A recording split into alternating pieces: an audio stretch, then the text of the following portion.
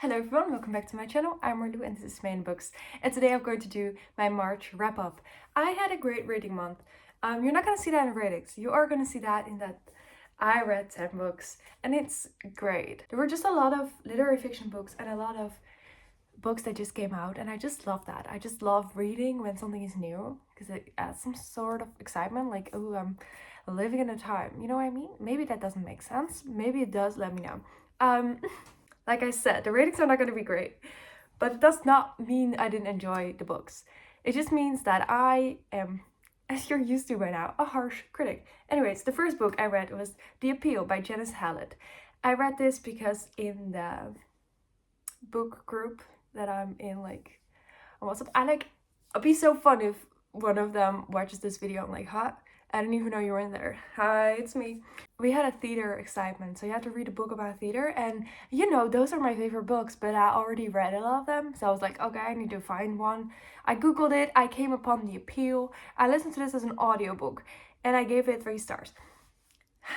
This was one of those books that made me very tired. Like, I fell asleep multiple times. I mean, I must say, I fell asleep a lot while listening to audiobooks, and yes, I do rewind them once I'm awake, so I haven't missed anything, but like, it just puts me to sleep. But this one especially, because this one is about a theater group, and the owners of the theater group, so like the director, has a kid, and that kid is like 2 and gets cancer, and then everyone is like asked to help.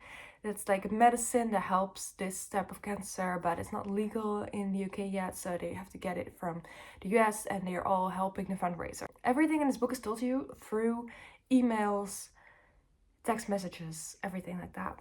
I don't think that is the best thing as an audiobook, because you constantly hear sent from at this time towards subject and there was this one girl and she's so annoying, and she every mail was the subject was hey, and I'm listening to it at 2 times speed, and like every fucking chapter you hear her hey, and then someone has to like respond to that email and it's again hey. It was just so annoying. Anyways, but like, she's the only character that was like clear in my mind, because there's so many names, so many characters, and most of them have a different voice actor, but still it was hard for me to like get a full picture in my head of who's who. This character did that greatly by being so annoying. She stuck out. So yeah, I thought it was you know, this is a book, you know, having a story told entirely through email and stuff. Like, is it realistic that if you're in the same you know, facility, in the same building, that you're gonna email someone? No, that you don't do that. They could have easily, you know, do text messages. Anyways, also voicemails. But yeah, I just had a hard time going through with this, but there were some things in there that were good, I guess. I'm not saying it's a bad book, I'm just saying for my enjoyment level, it stresses me out. It's hard to connect with characters when you don't, you know, see them as like anything other than messages. And the plot revolves something that always like, I don't want to spoil anything. Can I spoil something by saying that there's a certain type of thing that happens in media that makes me feel like I want to die? That's extreme. But yeah, I wasn't surprised by the plot, but it was the kind of plot that makes me feel very ill. So, I mean, definitely recommend it to people who want a new, different sort of murder mystery. I mean, that's my other problem with this book. This book is announced as a murder mystery, but the murder happens like at the end of the book. So this whole time you're just reading about the fundraiser and you're like, when is someone gonna die? And it takes forever. So, you know, I don't love that, but it was, you know, it kept you on your toes. The next book I read was Society of Lies by Lauren Ling Brown. I gave it 3.5 stars. This is about a woman in college, and then also about her sister in college. So it's two different timelines. So the older sister is trying to meet with her sister, but her sister is dead. Wow. And then you also read about that sister before she is dead. And yeah, I liked it. Dark academia, it's about secret societies. It was not like If We Were Villains good, but it was just, enjoyable. Just read this in the park in the sun. I had a good time. I'm not gonna remember it forever. So I like to read Dark Academia once in a while. The next book I read is Nora Goes Off Script. I gave it 3.25 stars. I was disappointed by this one. This one has a high rating on Goodreads. Everyone is raving about it. What? Okay, it's about this woman, single mother. Her husband left her. She is an author, like a script author, and they're gonna film her movie at her house. Makes no sense. I am convinced that the person who wrote this has never set foot on a movie set in her life. So, they're filming in her backyard. They are arriving at 11 a.m. and they have to be out by 6 p.m. And they are only shooting for 2 or 3 days. And I'm like, because the movie is about her relationship with her husband. Never are there kids on the set, so are there kids not in the movie? That's weird. The movie is about their relationship, right? So you would say that a lot of it is filmed. I mean, they could have gone to another set, build a house, do all the inside stuff there and just do this for the tea house, because the movie's called The Tea House. It could be all that. For me, it was you read the synopsis of the book and you're like, oh my god, movie set, and then the movie set is gone so soon. And then also the guy, the love interest, he is an actor. He's basically an alcoholic, just like her ex-husband. How he's, introduced. It's important how he's introduced. He's just walking into her house, and her house is not part of the set. He just walks into her house, sits on her couch, drinks her husband's alcohol, eats their snacks, is rude, and she just wrote a whole movie about how her husband sucked and he left, and she was just like, okay. And then this guy comes into your house, who plays your ex-husband, by the way, and you're just like, oh, he treats me like shit. Instead of finally standing up for yourself, you're like, let's fall in love with him. It doesn't make sense. I mean, it makes sense. It makes sense, She's this woman, she cannot stand up for herself. That's not the kind of character I like. But then,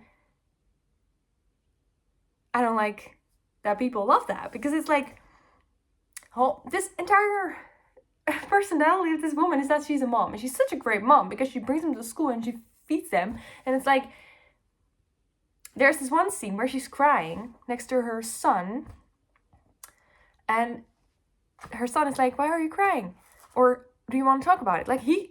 These kids are so emotional mature, it's so unrealistic. The mother is not, and she's like, oh, it's just allergies. Teach your sons emotions. Teach your sons it's okay to cry when you're sad. He already knows why you're crying. You might as well just talk about it with him. Don't lie that you're not crying. I'm just you cannot make this book center around how she's such a great mom and then show us that she's not that great of a mom. You know what I mean? And these kids are they are 10 and 8 and they talk like they're 15. It's and then I read in the, the acknowledgements that she has kids, and I was like, this whole book I thought you'd never seen a kid in real life, but it's okay. The thing is, it's fine. If this was just a random book that no one loved, I'd be like, oh, it was kind of fun. But because everyone loved it, I'm just bring back critique for romance books. Just because it's romance doesn't mean it's good. I just feel like this woman just loved showing off that she had a famous husband because everyone felt sad for her that her ex-husband left her. It feels performative. It feels, I don't know. It feels like the man just fell in love with, being out of the public eye. She fell in love with getting good attention. I said what I said. Also, miscommunication trope, get out the door. I mean, there's my door, but you know. I'm ranting about this book way too long. I just haven't seen anyone critiquing this book yet. So I'll be the first to do it. I mean, I'm probably not the first, but first I've heard it. Whew, that came from deep. Anyways, the next book, I rated 1 star, so I'm not gonna rant about it too long. I just try to keep these videos positive, you know? I'm really trying. Biography of X by Catherine Lacey. I started this in November. Yeah, I read this book because someone said it'd be a good book for you if you liked The Seven Husbands of Evelyn Hugo. No. I have multiple problems with this book. The first one just being on board. The second one, our main character, okay, let me just talk about the book. This is about a woman and her wife has died, and her wife is like a con person. She has like lived a million different lives, and her widower is going to talk to people, interview them, get to know who she was, blah blah blah. This is a historical fiction, but there's gay marriage. Like, the only reason I will enjoy the fact that historical fiction is historical, like I don't like historical fiction, is because you get a glimpse of the time we're living in that I haven't lived in. And I find that interesting. I hear about the music, about the things, the normal, you learn something. I know for a fact that this book, I know these numbers because they matter to me, okay? This book is about like the 80s and the 90s and maybe even the 70s. And like at the time this woman dies, I think the Netherlands was or wasn't allowing the marriage, So it's like you make me suffer through historical fiction and then it's inaccurate. I just don't get it. If you're writing about like someone being like bisexual or gay in history, I think what people say about that, think about that, is a huge part of how you live your life and how you do it. Because if everything's always been accepted, we are all very different people now. You know what I mean? So it was kind of like, I didn't like that. It just confused me because everything is about the history. It's also about, these things that I know nothing about. I'm gonna explain it so badly, but like in the States, where you have like certain parts that are like behind a wall and they are not allowed to read or whatever. And it's like, is that real? Or is that just like marriage wasn't real? Like, I don't know. I was bored, and this person who it's all about, she's just like, everyone talks about her the same. Like, she's just a con woman. She doesn't have a personality. Her whole personality is that she is fake. I'm not interested in that, and I'm not interested in reading 400 pages about it. I am bored. Give me something.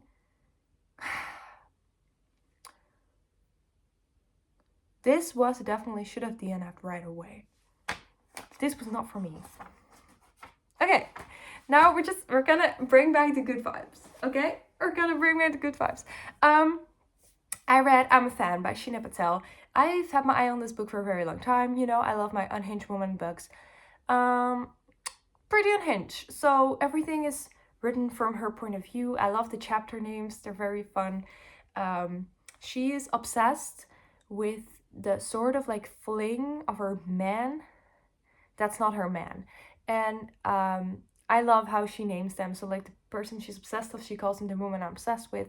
The man she's with and not with is the man I want, something like that.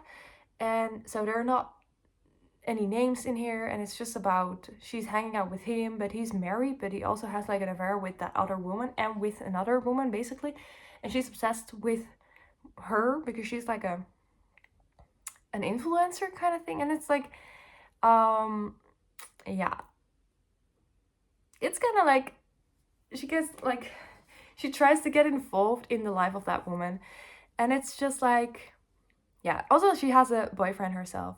I don't know. I give it 3 stars. I enjoyed reading it, but it was not memorable good. Like, it was nice and unhinged, but it wasn't really good. Like, it had some good parts, but I don't know. Then I read The Book of George by Kate Greathead. I gave it 3 stars. This book is about a man and it starts in college and you follow him through the years as he grows up. It's literary fiction, nothing really happens in the plot.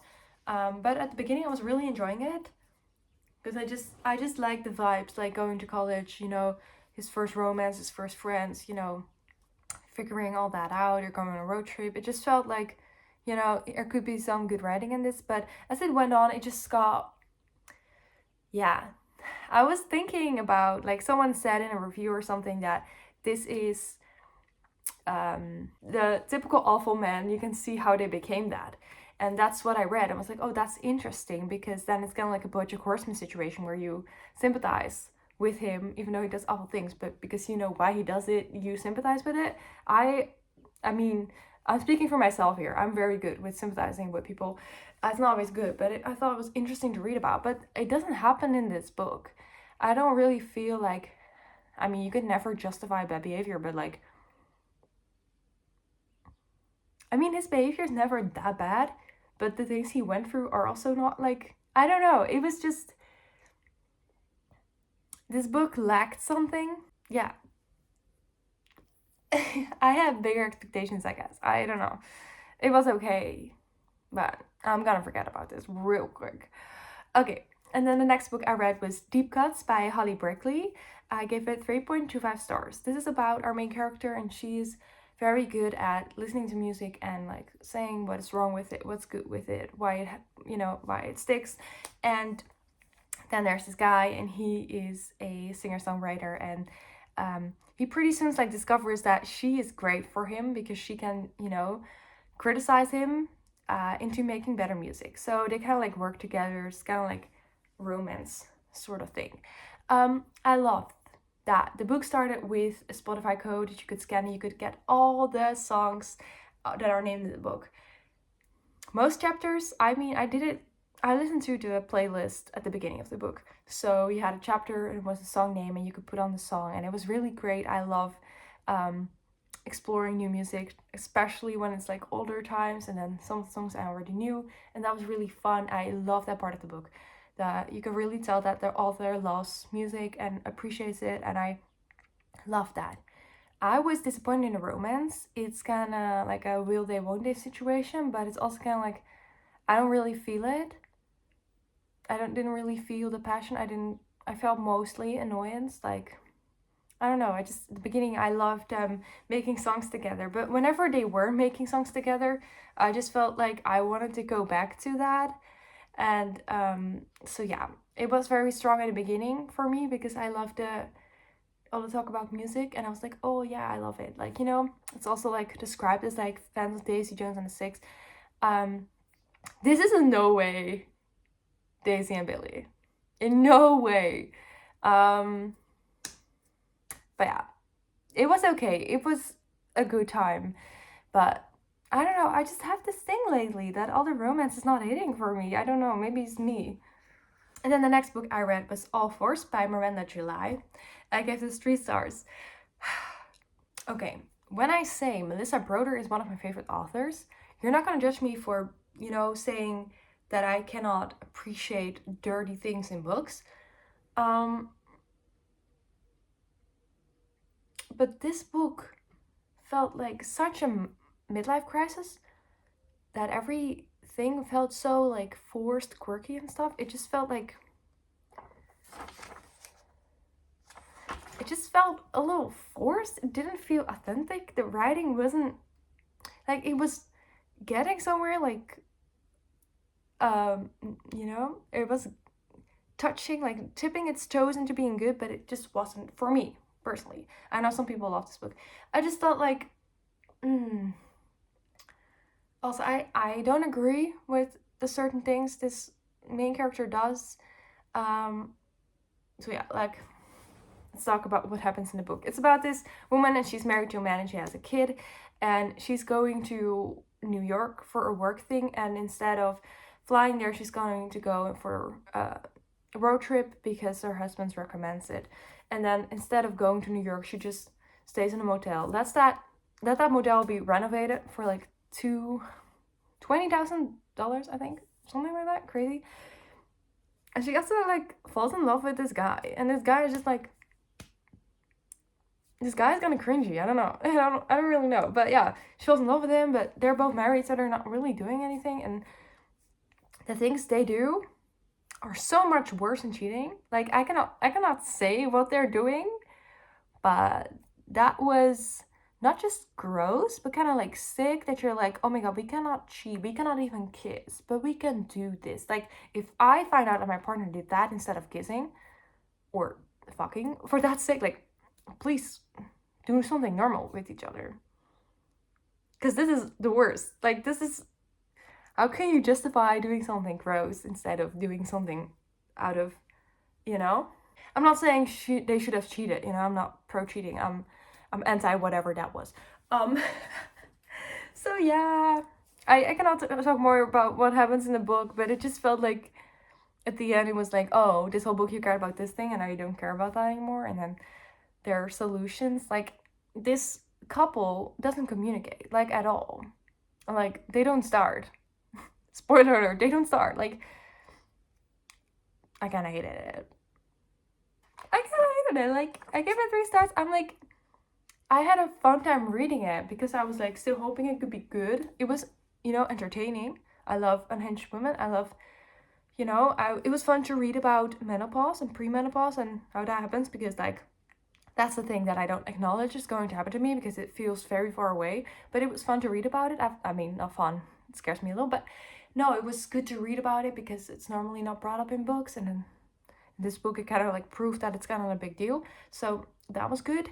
And I don't know, it just kind of felt like an older woman read like Melissa Broder and like other authors that write young people doing crazy shit. And this older woman was like, yeah, I'm gonna do this and, you know, put it together with menopause. And for me, it was like, don't ever do that again. But maybe that's me being young. Maybe if I was like 45 or 50, I would love this. I don't know. Am I too young for this book? Is that it? No, I don't know. I just thought this could have been great, but it wasn't for me. I love when they mentioned the title name in the book. I always love that. Okay, the next book I read is You Look Better as a Ghost by Joanna Wallace. This is about a female serial killer who kills people that have wronged her, but they're not really like, you know, that bad necessarily. So the book starts and her father just died. And you also get these like throwbacks of her mom who was abusive as fuck. And I'm swearing a lot in this video. Should I stop doing that? So yeah, her dad was kind of like the only person that she, you know, took care of her or whatever. And yeah, she's going to like this grieving group, which is kind of weird because she's kind of like, you know, she doesn't really have her emotions in order. Everything she says to people is like rehearsed, is like throwing out cliches. She doesn't really understand human emotion. So it's kind of weird that she's going through a group like that and have to pretend to be normal.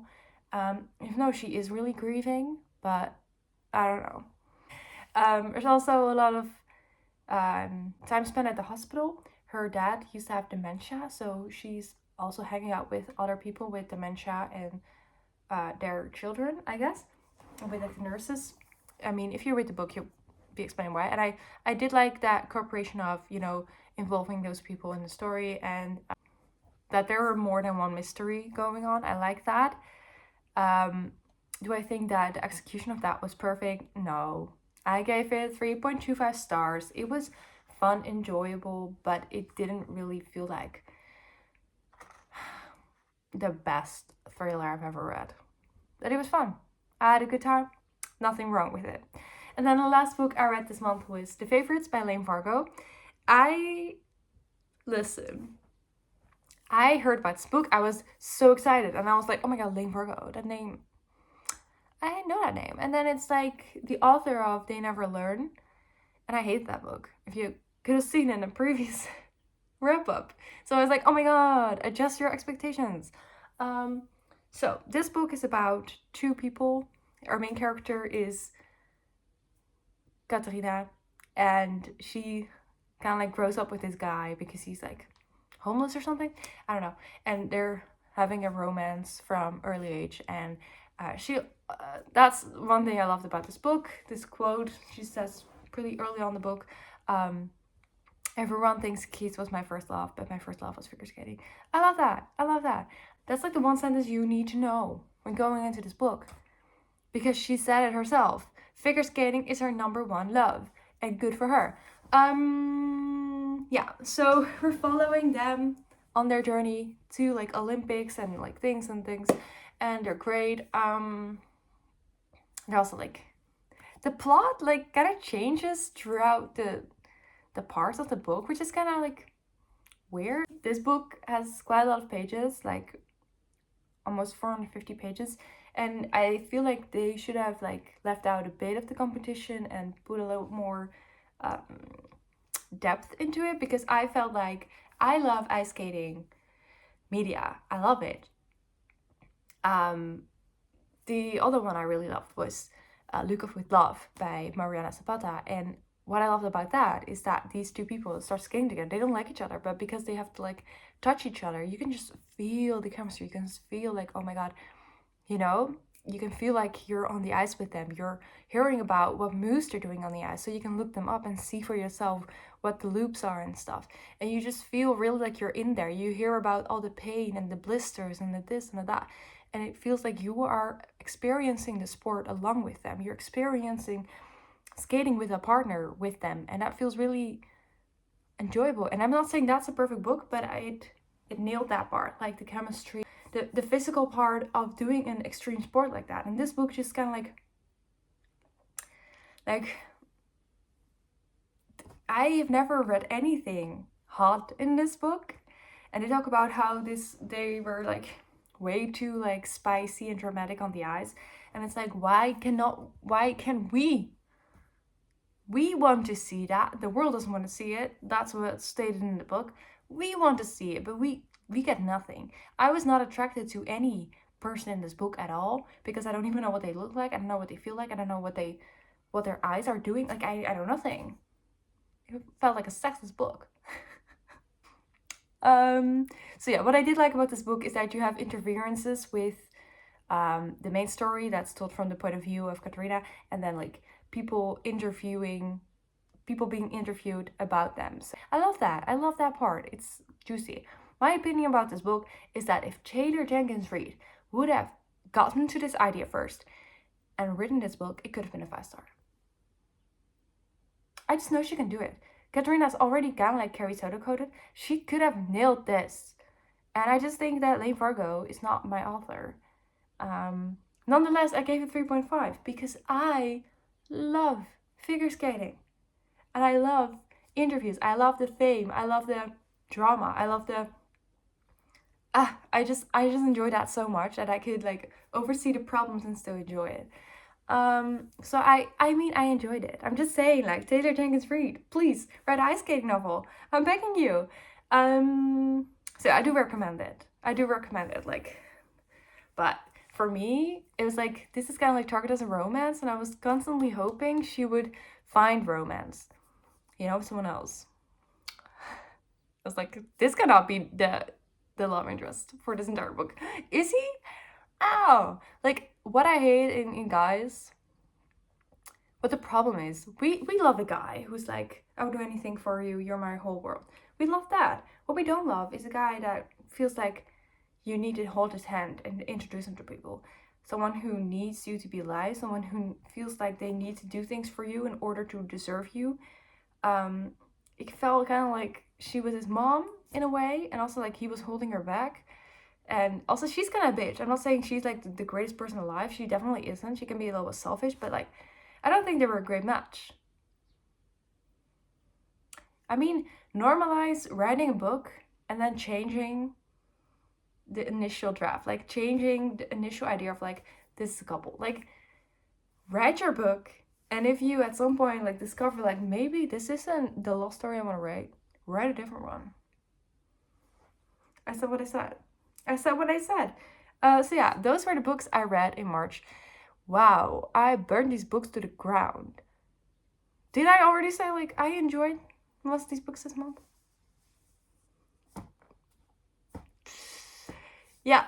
If you have any recommendations for me, please let me know in the comments. No one's gonna want to recommend anything to me now.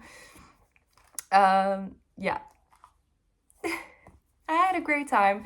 Thank you so much for watching. If you liked it, please leave a like, comment, subscribe. And just remember that if you liked a book that I am harsh about, that's cool.